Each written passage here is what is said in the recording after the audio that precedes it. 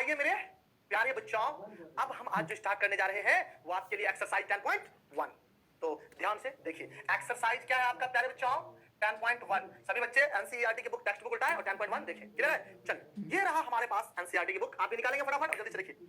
कहता है, ध्यान सुनिएगा, सबसे पहले 10.1 उठाइए, पेज नंबर 428 निकल गया है। आगे बढ़ते हैं। रिप्रेजेंट ग्राफिकल, इंग्लिश मीडियम वाले बुक 428, हिंदी मीडियम वाले उल्टा लीजिए 10.1 अध्याय प्रश्नावली।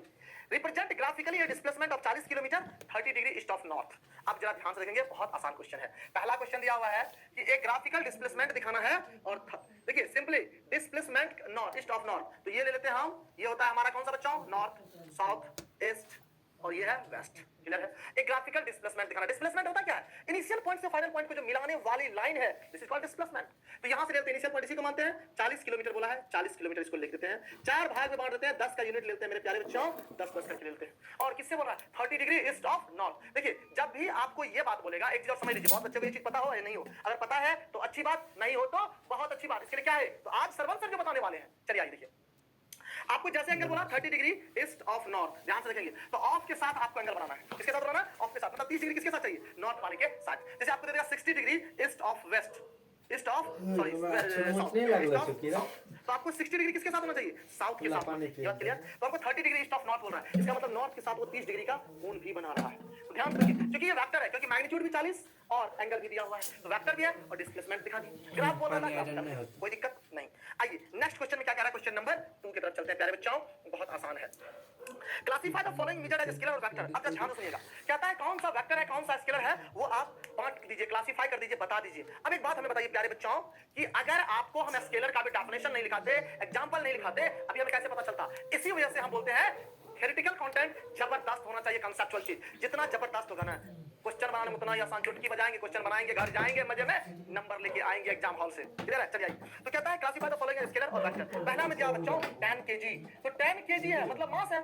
तो मास आपको क्या बताए थे? Scalar quantity. स्केलर के लिए हम अब आगे से एस लिखेंगे, वेक्टर के लिए वी लिखेंगे, आप नीचे लिखेंगे। दूसरा दिया जरा देखेंगे 2 मीटर नॉर्थ वेस्ट। ध्यान से देखेंगे, नॉर्थ वेस्ट, अगर सिंपली आपको नॉर्थ वेस्ट का दिया, इसका मतलब 45 डिग्री बना रहा है नॉर्थ ऑफ वेस्ट, वेस्ट के साथ। ध्यान से देखिए, क्यों इसमें आपको नॉर्थ वेस्ट अगर सिंपल लिखा, जैसे इसमें लिखा था 30 डिग्री ईस्ट ऑफ नॉर्थ का मतलब तो 30 डिग्री नॉर्थ के साथ, 60 डिग्री ईस्ट ऑफ साउथ, इसका मतलब साउथ के साथ 60 डिग्री। अगर आपको सिंपली नॉर्थ, ध्यान सुनना है, नॉर्थ ईस्ट या नॉर्थ वेस्ट या वेस्ट साउथ या साउथ ईस्ट ऐसे लिखा हो, इसका मतलब सब में एक चीज कॉमन है, इसमें 45 डिग्री ही बना रहा है। कहिएगा सर क्यों?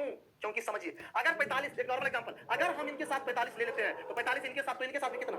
45। तो चाहे आप इनके साथ एंगल, इनके साथ एंगल, दोनों तो बराबर एंगल है। क्लियर? इसीलिए इसमें एंगल मेंशन नहीं किया गया है। तो देखिए बच्चों, 2 मीटर भी दिया है, डायरेक्शन भी दिया है, इसलिए वेक्टर हो जाएगा। Clear point? चलिए तीसरा दिया है बच्चों 40 डिग्री सेल्सियस, तो डिग्री दिया हुआ है। आप हमको बता दिए टेंपरेचर क्या बताए थे? स्केलर ने बताए थे। चौथा पढ़िए प्यारे बच्चों, क्या दिया हुआ है आपका? 40 वाट। वाट किसका यूनिट है? पावर का, और पावर भी आपका स्केलर है। पांचवा पढ़िए प्यारे बच्चों, क्या दे रखा है? 10 पर -19 कूलम, 10 पर पावर -19 कूलम, ये भी तो आपका स्केलर क्वांटिटी है। क्या है? स्केलर है। लास्ट है आपका 2 मीटर पर सेकंड स्क्वायर। अब जरा याद कीजिए, मीटर पर सेकंड स्क्वायर, ध्यान से देखिए, एक्सीलरेशन का यूनिट है और एक्सीलरेशन के पास अपना डायरेक्शन भी होता है, जैसे डिस्प्लेसमेंट, वेलोसिटी, एक्सीलरेशन, ये सभी वेक्टर है, तो इसको हम वेक्टर लिखेंगे।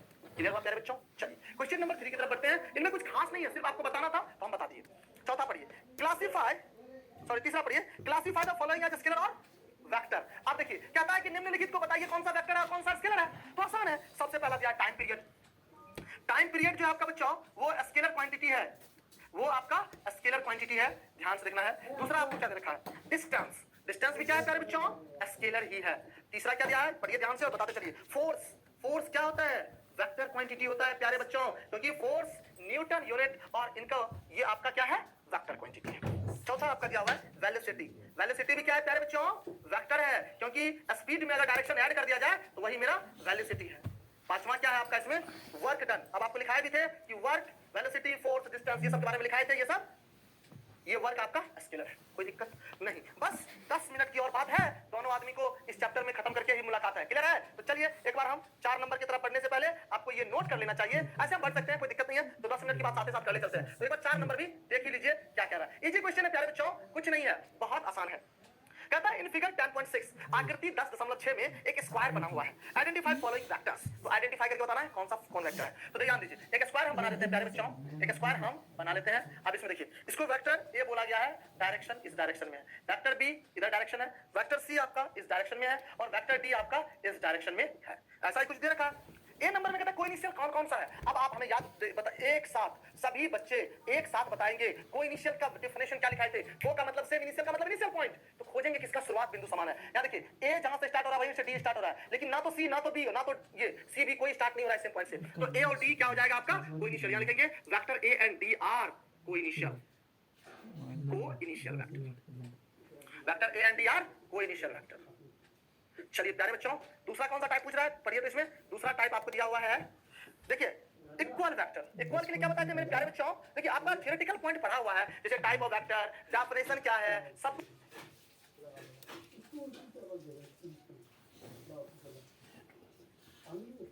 कुछ भी है क्वेश्चन में। कितना मजा आ रहा है बनाने में। और अगर यकीन मानिए सब क्वेश्चन अगर अपने से बनाए होंगे आज तो आपकी नींद आएगी एकदम जबरदस्त वाला। सब हमरा से बन लो मोन जे खुश छो हमर की कहियो। समझ में आ रहा है ना। अरे सब बात समझना जरूरी है। चलिए फिलहाल आइए। तो क्या कह रहा है इक्वल। इक्वल का मतलब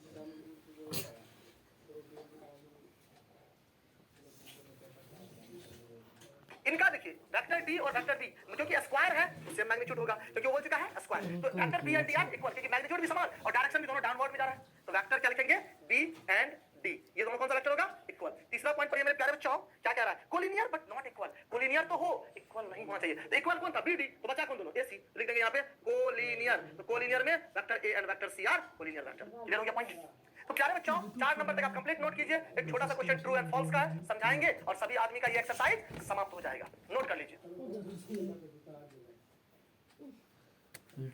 तो आइए बच्चों, जो अपना अंतिम और लास्ट क्वेश्चन है 5 नंबर, उस पर एक बार चर्चा करते हैं। देखिए मेरे प्यारे बच्चों, एक बात हम सभी बच्चे को जरूर कहना चाहेंगे, अभी एग्जाम टाइम आने वाला है, बहुत नजदीक आ चुका है। तो आप कहीं ना कहीं बिल्कुल आप टाइम दीजिए पढ़ाई को। हम इस पर हर दिन चर्चा करते हैं कि बच्चों आपको पढ़ना चाहिए। अरे भैया 2-3 महीना पढ़ लीजिए ना, उसके बाद 3 गो फेसबुक, 4 गो व्हाट्सएप चलाएंगे, 2 गो मोबाइल खरीदेंगे। काहे? देखो मोबाइल हम देने वाले हैं। कैसे? जब लाइएगा नंबर जबरदस्त ठोक के इससे मैथ में। समझ में आ रहा है ना। इसीलिए तो जम के पढ़ा कीजिए, उसमें कोई कमी मत किया कीजिए। अगर कमी कर दिए ना तो बड़ा भारी दिक्कत होगा। समझते हैं कि नहीं? तो मन से पढ़िए, क्योंकि अभी बहुत नजदीक आ चुका है एग्जाम। अभी नहीं तो कभी नहीं, एक कहावत सुने ना कि अभी नहीं तो कभी नहीं। अगर आज नहीं करेंगे कल पर छोड़ देंगे तो ये हर दिन हमें एक लॉस देके जाएगा। काहे? तो आपको अभी ये बात हम बताना चाहते हैं, हमारे पास समय कम है, हम अभी से तैयारी में अगर लग जाएंगे तो लास्ट में हमारे पास प्रेशर कम होगा। समझ रहे हैं? क्योंकि और सब सब्जेक्ट है, सब में नंबर लाना जरूरी है। ये नहीं कि लास्ट में लग रहे हैं, रट रहे हैं, दे रहे हैं। इसी वजह से बच्चा भागता है पढ़ने से कि लास्ट में जाके वो पढ़ता है। हर दिन तो मोबाइल मोबाइल मोबाइल। ये सब चीज को थोड़ा सा कम कर दीजिए ना प्यारे बच्चों। इतना आराम से प्रेम से समझा रहे हैं, समझ लीजिए ना। समझे? चलिए क्वेश्चन नंबर 5 की तरफ बढ़ते हैं, फिर आएंगे। इस टॉपिक पे चर्चा चलता रहता है। Answer the following true and false. कहता है निम्नलिखित का आंसर दीजिए, सत्य है क्या असत्य है। तो पहला vector A and vector A R collinear. बिल्कुल सही लग रहा है, क्योंकि वेक्टर ए और कहता है इसी का नेगेटिव वेक्टर, तो बिल्कुल कोलिनियर होगा। क्या है? तो हम वेक्टर ई ले लेंगे ए, तो इसको लेंगे माइनस ए, तो का कोलिनियर नहीं है कि नहीं? बिल्कुल है। तो पहला हो गया T R U E true. दूसरा पढ़िए, चलिए प्यारे बच्चों, 2 collinear vector are always equal in magnitude. कोई जरूरी नहीं है। कहता है 2 कोलिनियर वेक्टर हमेशा मैग्नीट्यूड बराबर होगा। कोई जरूरी थोड़ा है। आपको हम बताते हैं, ये देखिए ये दोनों भी कोलिनियर वेक्टर है, क्या मैग्नीट्यूड बराबर है?